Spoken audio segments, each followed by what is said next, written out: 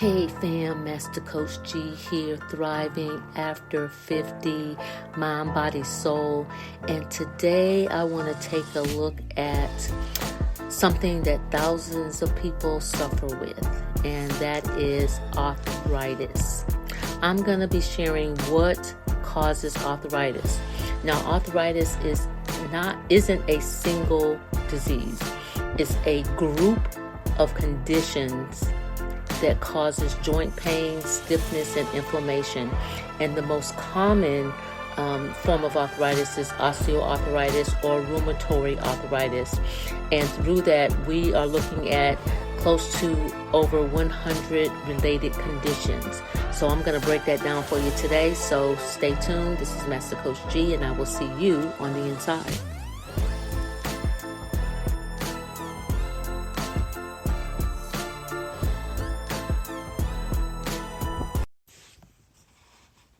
Hey fam, Master Coach G here, thriving after 50, mind, body, soul. And today we're going to be taking a look at something that thousands of people suffer with, and that's arthritis. Yes. Of course, you know, the older you get, the more chances you have of arthritis setting in. So I want to uncover what arthritis is and some things that we can do to help prolong that process, okay? So here's the thing. Arthritis isn't a single disease. It's a group of conditions that causes joint pain, stiffness, and inflammation. And if you remember, we did a podcast about inflammation, and that's really where the pain comes from, is the inflammation. So there are two common forms of arthritis. One is osteoarthritis, and the other one is rheumatoid arthritis. And though there are over 100 related conditions, so I want to break them down. So what is arthritis? Osteoarthritis is wear and tear of the cartilage, which is the cushion that is between the bones in your joints. Okay, that cushion starts to deteriorate over a period of time, over years, and it causes you to have bone to bone. And I'm sure if you have arthritis, the doctor probably told you that you would need a hip replacement, a knee replacement, because there is no longer any cushion between your bones. Okay, the cause of that usually is aging, joint overuse. Prior injuries, obesity is definitely one of the causes that causes the problem with arthritis, and it can be a genetic factor as well. Rheumatoid arthritis affects your autoimmune system. The immune system is the joints have that cushion, and that cushion can be attacked from just wear and tear, okay? That leads to chronic inflammation, pain, and joint damage, okay? Sometimes it's genetic. When our immune system is dysfunctional, environmental things can trigger that, like smoking is one of the things that can cause for things to deteriorate a lot faster. Another form is gout, which is the uric acid, like crystal that builds up in your joints. I know a lot of people suffer with that, but that's also another form of arthritis as well. Infection can trigger it as well. Now, for people who do have like an autoimmune disorder, children can also have arthritis as well. So let's talk about how we can prevent or lower the risk. You can always lower the risk of arthritis, And the way we can do that is by maintaining a healthy weight.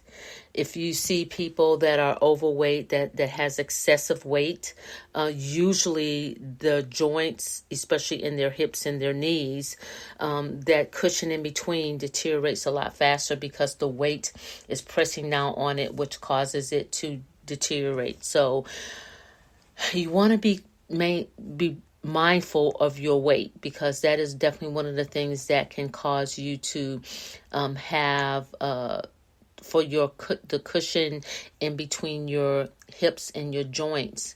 Your hips and your knees can definitely cause a problem there. So make sure that you are paying attention to your weight, because that is a big factor, okay? And definitely overuse, repetitive strain, high impact injuries can cause you to also have, for the cushion in between your knees and your hips to deteriorate quicker, okay? Now, staying active is a really big thing when it comes to trying to prolong this, staying active with low impact exercise like walking, swimming, cycling. You want to strengthen the muscles around the joints, because that is what helps you to not have the inflammation or the pain, and that pain can be chronic. So you definitely want to stay active. I remember about 13 years ago, I was overweight. I weighed 237 pounds, and I tore my meniscus, and I went to the doctor. I went to an orthopedic surgeon, and he went in to clean it up. Of course, they use all types of technology to do that. But while he was in there, he also saw that I had bone to bone in my knees. And the weight was a big contributing factor for that. But having that bone to bone, the doctor told me about 13 years ago that I was going to need a knee replacement. Now, here we are 12 years later, I still did not get a knee replacement. And the reason why I have not had to do that is because I do strength training. And the strength training keeps the muscles and tendons around my knees where I don't have the pain. And I didn't have to have the knee replacement. Now I know some people, the pain is excruciating, and I understand that. But if you can build up the resistance with some type of strength training, it stabilizes the joint. And that's why it's important to build the strength around your joints, your hips and your knees, because that will keep you from having to go in and worry about the knee replacement. I just did not want to think of having a foreign object in my body. And the metal that they would put in my body is a foreign object. So I just wasn't down for that. I don't believe in that. I will do whatever it takes to not have to have that done. And so here we are 13 years later, and I still have not had my knee replaced because of being in the gym and exercising. Again, whether it's swimming, walking, cycling, do something to strengthen the tendons and the muscles around those areas. And you can almost kind of guarantee that you won't have to worry about that. Okay. Here's another thing. We want to make sure that we have a balanced diet. And I know that when I say that, people are like, well, what that got to do with my knees? Well, if you have a anti-inflammatory diet, with a lot of omega-3s, the fruits, the vegetables, the whole grains, that will help you to build your strength around your joints, around your knees, around your hips, because, honestly, you just don't want to have a knee replacement. And then the recovery time, that was the other thing. It's like, I don't want to be laid up for 6 weeks. So that was my reason for just not wanting to have a foreign object in my body and not wanting to be laid up for a period of time. That just was not something that I wanted to do. Smoking is one of the things that causes inflammation in the body, and I think I covered that when I was talking about inflammation. Alcohol and smoking are two things that can cause that can cause the rheumatoid arthritis as well as the osteoporosis. So limit your alcohol intake because it raises the inflammation in the uric acid in your body. Yes, alcohol, especially heavy drinking, now whether it's, liquor or beer, whatever it is, it can raise the inflammation and the uric acid, which causes gout in your body. So you definitely want to be careful of that. And the other thing is to manage the stress, because things can flare up, especially if you have the autoimmune system disorder, then yes, it can make it flare up. Know your family's history. That's the other thing, because sometimes you can be at higher risk when it comes to that kind of stuff. So know what your family history is, because some people get it and they don't even know where it came from. But if you know your family's history, that's really important as well. Okay. General prevention is treat injuries properly. Okay. Because poor healing of injuries you can definitely have osteoarthritis to set in, and you're at greater risk later. Okay. So pay attention to any injury that you get, because when I tore my meniscus, I kind of knew that I had the bone to bone, but that was because of my weight. That was the biggest issue that I had, was my weight, which was causing the pressure to allow the tissue between my knees to deteriorate faster. So yes, definitely watch that. Hydration, that's the other thing. Okay, our joints rely on fluids, which it needs. I know a lot of people don't drink enough water, but we need the water because our joints, the cushion between our joints need it needs the fluid. It needs the water. Okay. So here is a daily arthritis prevention checklist. Okay. So when you get up in the morning, the first thing you need to do is to drink a glass of water before you have your tea or coffee. Number one. Okay. Get in some gentle stretching, some type of mobility, moving around, because when you wake up in the morning, I know, even though I go to the gym, like Wednesdays is my day off from the gym. And I notice that when I wake up on Thursday mornings, I can feel a little stiffness. So get up, do some stretching, loosen up those joints, especially after you wake up. Take 5 to 10 minutes every morning to do a little stretching, because you need to do that. Make sure you're eating a balanced breakfast. That's the other thing, include the protein with the eggs, the Greek yogurt, the nuts, and any anti-inflammatory food like berries, flax seeds, chia seeds, salmon. Those things will definitely help you with the inflammation. Okay. Then move on to more hours in the day. Stand up and stretch. Don't sit in one position for 8 hours without getting up. I made that mistake when I was working. I got so caught up with my work that I didn't get up and walk. But what you'll see is stiffness will set in. And even now, if I sit at my computer too long and I go to get up to go to the bathroom or go to the kitchen, it's like, I'm having to take these baby steps because I've sat down too long. So make sure you're getting up, moving around to prevent the stiffness, because that is putting a strain on your joints as well. Do a posture check. Make sure your shoulders are back, that your spine is straight, and that you're, when you're sitting, that you're sitting tall. If you need to adjust your screen, if you need to adjust your chair, then get up and do that. I would say during the daytime, get up and go for a walk, 20 to 30 minutes. If you can get out and do a little light workout, whether it's cycling, walking, swimming, yoga, some light resistance, get up and do that, because we need to do that. Okay.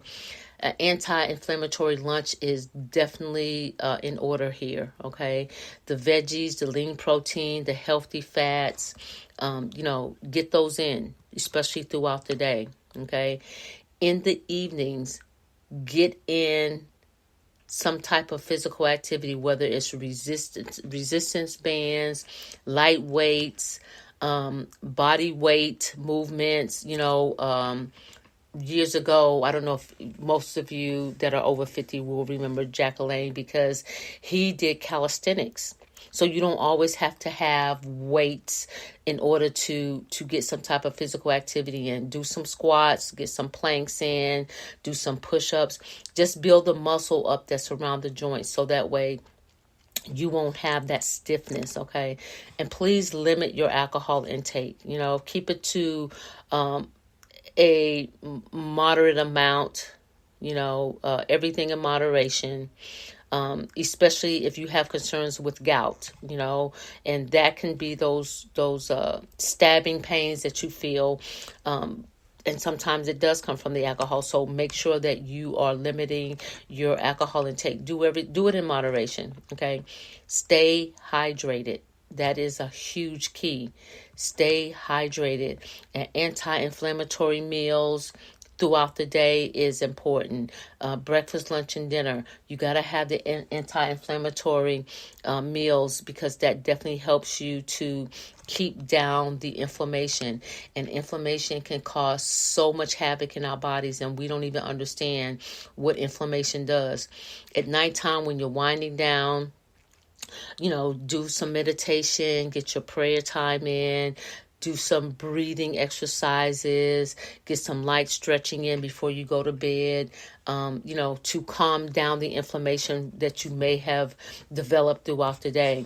And get your sleep. You got to aim for 7 to 9 hours of sleep, because poor sleep raises inflammation in your body.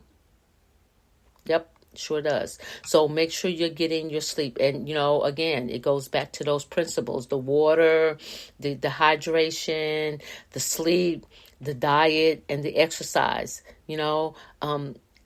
Again, these 4 principles are going to always be the key to your wellness. So if you want to stay well, you have got to maintain these 4 things: your hydration, your diet, your exercise, and your sleep. Those things are key to your wellness, okay? Track your weight, track your activities, stay in a healthy range, reduce your joint load. And what I mean by that is check out your weight. Get to a healthy weight so that it won't be the pressure on your hips and your knees, okay? The other thing is check your footwear.